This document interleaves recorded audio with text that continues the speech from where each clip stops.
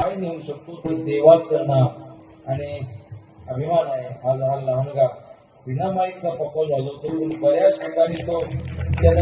ठिकाणी त्यानं परफेक्ट गोल मारले. काय बऱ्याच ठिकाणी त्यानं उतरणे असेल, काही ठिकाणची लगी असेल, त्याच्या हाताला जडपणा येतोय, परंतु त्यानं वाजवण्याचा प्रयत्न सोडला नाही.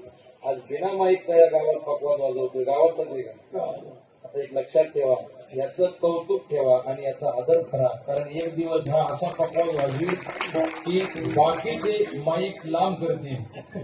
फक्त काय करा, ते वळण आपण आपल्या मुलांना देणं भाग आहे.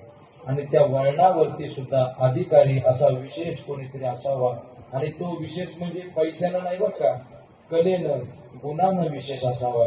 आणि अशाकडे आपले बाळ गेलं तर ते आपल्या या गावाचं नाव रोशन केल्याशिवाय राहणार नाही.